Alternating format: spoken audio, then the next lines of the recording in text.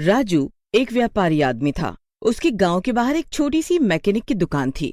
वो दुकान में बेचने की चीजें भी रखा करता था। उसे पूरे गांव के लोग जानते थे। लोग उसकी दुकान पर टूटी चीजें जैसे गैस का चूल्हा, साइकिल, पंखा, छतरी इत्यादि बनवाने आते थे। वो अपना काम बहुत ईमानदारी से करता था। एक दिन की बात है।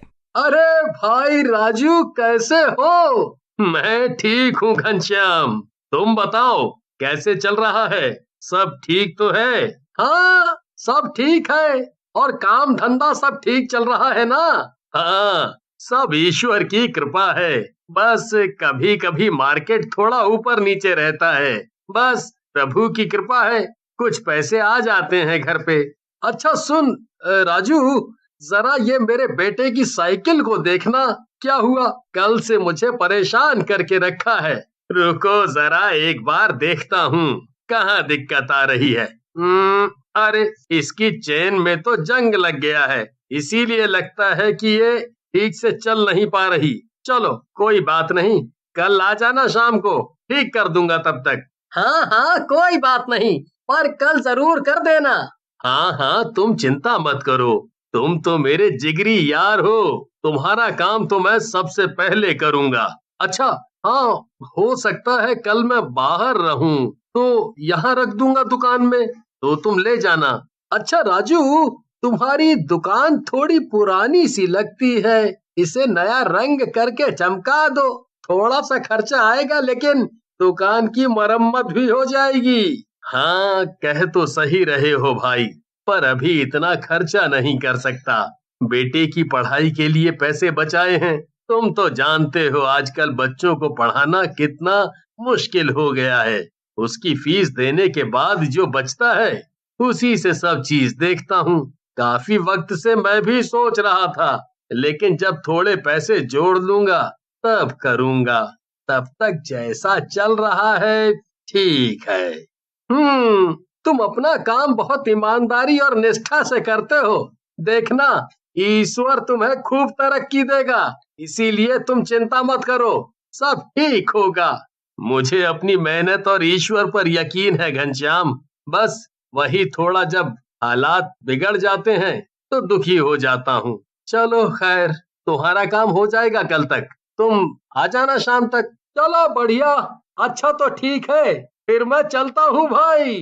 घनश्याम वहाँ से चला जाता है। राजू दोबारा अपने काम पर लग जाता है और साइकिल ठीक करने लग जाता है।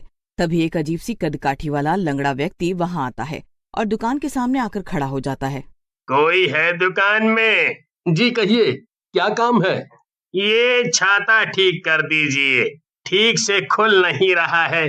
बहुत कोशिश कर चुका हूँ, लेकिन ये है कि खुलने का नाम ही नहीं ले रहा। एक बार जरा दिखाइए, एक बार इसे देख लेता हूँ, इसमें कहाँ दिक्कत आ रही है। हाँ, ये लीजिए, जरा अच्छे से देखिएगा। आप कुछ देर बैठिए, अभी बना के देता हूँ। नहीं नहीं, मैं कल आता हूँ छतरी लेने। जी, अभी हो जाएगा। मैंने कहा ना आपसे, मैं कल ही आऊंगा। जी ठीक है, जैसा आपको ठीक लगे। राजू को वो व्यक्ति और उसकी बातें थोड़ी अटपटी लगती हैं। वो सोचता है कि ऐसा भी क्या काम है जो थोड़ी देर रुक नहीं सकता, लेकिन फिर वो इस बात को नजरअंदाज कर देता है और अपने काम पे लौट जाता है। रात के समय वो अपनी दुकान बंद करके घर चला जाता है। अरे ओ राधा, कहाँ हो? देखो, मैं तुम्हारे लिए क्या लाया हूँ। आई, आप भी ना घर के बाहर से इतनी जोर जोर से क्यों पुकारते हो? अंदर तो आ जाया करो पहले। आपको रोज समझाती हूँ, लेकिन आप तो सुनते ही नहीं हैं। क्या राधा, तुम भी? आज आपको इतनी देर कैसे हो गई आने में? सब ठीक तो था ना? हाँ, वो मैं घनश्याम के घर चला गया था। अच्छा, अब बताइए क्या लाए हैं आप? पहले आंखें तो बंद करो। ऐसा भी क्या है जिसके लिए आंखें बंद करने की जरूरत पड़ रही है? अरे करो ना, ये देखो। इतना सुंदर गजरा, वाह। पसंद आया ना? बहुत। राधा, मैं बहुत नसीब वाला हूँ जो मुझे तुम मिली। मैं ज्यादा महंगे गहने कपड़े नहीं खरीद पाता, पर तुम कभी शिकायत नहीं करती। मैं महंगे गहनों का क्या करूँगी? आपके इतने प्रेम से दिए उपहार मेरे लिए बहुत कीमती है। तुम देखना राधा, एक दिन हमारा भी खूब बड़ा घर होगा। हमारा बेटा बहुत बड़ा आदमी बनेगा। माँ, खाना दो, बहुत भूख लगी है। केशव, तुमने आज पढ़ाई भी की? हाँ हाँ। बेटा, खूब पढ़ना और परीक्षा में अच्छे अंक लाना, और सबसे बड़ी बात, अपनी मेहनत से परीक्षा पास करना। जी अच्छा, मैं सोच रहा था तेरा दाखिला बड़े वाले स्कूल में कर देते हैं, वहाँ अच्छे से पढ़ पाएगा। हमने तो जैसे तैसे अपना जीवन बिता लिया, लेकिन मैं चाहता हूँ कि तुम थोड़ा अच्छी जगह पढ़ लोगे तो तुम्हारे लिए अच्छा होगा। आप इतना खर्चा कैसे उठाएंगे पापा? वैसे भी मैं यहाँ भी पढ़ ही तो रहा हूँ, इधर भी सब ठीक है। अच्छा चलो, जल्दी से खाना लगा दो, बहुत भूख लग रही है। आप रुकिए, मैं अभी लगा देती हूँ। अगले दिन फिर राजू अपनी दुकान के लिए निकल जाता है। राजू चलते चलते उसी छतरी वाले आदमी के बारे में सोचता रहता है। दुकान पर पहुंचकर वो सबसे पहले उसी छतरी को उठाकर देखता है। वो अजीब सा आदमी कौन रहा होगा? छतरी तो बिल्कुल ठीक है, फिर वो इसे मुझे क्यों पकड़ा गया? चलो, आज वो आदमी इसे लेने आएगा तो तब पूछता हूँ। पूरा दिन निकल जाता है पर कोई भी आदमी छतरी लेने नहीं आता। ऐसे ही बहुत दिन बीत गए। छतरी राजू की दुकान में ही पड़ी थी। एक दिन मनसुख, जो राजू से जलता था, वहाँ आता है। केवल बाहरी दिखावे के लिए वो राजू से अच्छे से बर्ताव करता था। अरे राजू, कैसे हो? हाँ, ठीक हूँ, तुम बताओ मनसुख। हाँ, मैं भी ठीक ही हूँ। अच्छा मनसुख, तुम कहीं जा रहे हो क्या? नहीं तो। अच्छा, मुझे एक बहुत जरूरी काम है, तब तक तुम मेरी दुकान में बैठ जाओगे? कोई आदमी आएगा छाता लेने, तो दे दोगे? हाँ हाँ, क्यों नहीं। राजू दुकान मनसुख के हवाले कर कुछ देर के लिए कहीं चला जाता है। राजू के जाने के बाद मनसुख राजू के भरोसे का फायदा उठाता है। ये राजू भी कितना बेवकूफ है, पूरी दुकान मेरे भरोसे छोड़ गया है। तभी एक ग्राहक आता है। जी नमस्ते, राजू भाई कहाँ है? वो कहीं काम से बाहर गया है। कहिए, क्या काम है? ये उनके पैसे देने रह गए थे, आप दे देंगे उन्हें? हाँ हाँ, क्यों नहीं, दीजिए। ग्राहक वहाँ से चला जाता है।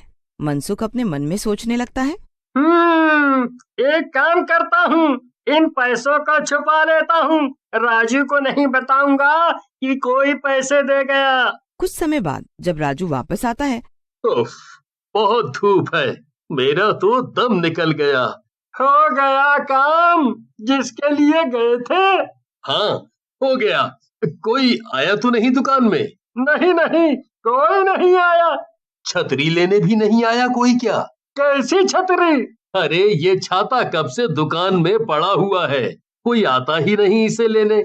अच्छा, तुम्हारा बहुत बहुत धन्यवाद। नहीं नहीं, उसकी कोई जरूरत नहीं। अच्छा, अब मैं चलता हूँ। अच्छा ठीक है। बाहर बहुत धूप हो रही है, ऐसा करो, ये छाता मुझे दे दो, मैं अगले दिन वापस कर दूंगा। हाँ, वैसे भी इसे लेने कोई आता नहीं। मनसुख वहाँ से छाता लेकर निकल पड़ता है। वो मन ही मन बहुत खुश होता है कि आज उसने झूठ बोलकर पैसे लिए हैं। तभी उसे बहुत ज्यादा गर्मी लगने लगती है। ये अचानक इतनी गर्मी क्यों बढ़ रही है? छाता है फिर भी। मनसुख को ऐसा लगता है जैसे उसके साथ कोई चल रहा हो। अचानक उसके कंधे पर किसी का हाथ आता है। मनसुख बहुत डर जाता है और डर के मारे छतरी को दूर फेंक देता है। ये सब क्या हो रहा है? कौन है यहाँ? अचानक छतरी से एक चुड़ैल बाहर निकलती है। उसे देखकर मनसुख के पसीने छूट जाते हैं। वो बहुत डर जाता है और भागने की कोशिश करता है। अरे कहाँ भागा जा रहा है? इतनी भी क्या जल्दी है? अभी तो हमारी जान पहचान भी नहीं हुई है। मुझे जाने दो। जाने देती? पर छतरी तू लाया है ना, तो अब तू मरेगा। मेरा शिकार तो राजू था, पर तूने सारा खेल बिगाड़ दिया। अब तू भुगत। चुड़ैल मनसुख का बहुत बुरा हाल करती है। वो मनसुख को जान से मार डालती है और उसकी लाश को नदी में फेंक देती है। छतरी फिर से पहले जैसी बन जाती है। अगले दिन गांव वाले मनसुख की लाश को नदी से निकाल देते हैं। कोई नहीं समझ पाता कि आखिर मनसुख की मौत हुई तो कैसे हुई। राजू दुकान में बैठा सोचता रहता है। तभी वहीं अजीब सा लंगड़ा आदमी उसकी दुकान पर आता है। कैसे हो भाई? हाँ, ठीक हूँ। मेरी छतरी बन गई? जी, आपकी छतरी तो कब की बन गई थी। आप उतने दिनों से आए ही नहीं, तो वो मैंने किसी को दे दी थी। अरे ऐसे कैसे दे दी मेरी छतरी? जरा देखो तो, यहीं कहीं होगी। ये कैसे हो सकता है? जब मैंने किसी और को दे दी थी तो। एक बार देखो तो सही। अचानक राजू की नजर एक कोने में पड़ती है। उसे वही छतरी दिखाई देती है। उसकी समझ में कुछ नहीं आ रहा था कि ये सब क्या हो रहा है। हाँ, ये कैसे हो सकता है? ये छतरी तो मैंने मनसुख को दी थी, फिर यहाँ कैसे आ गई? लाओ भाई मेरा छाता दो। लीजिए आपकी छतरी। ये लो तुम्हारे पैसे।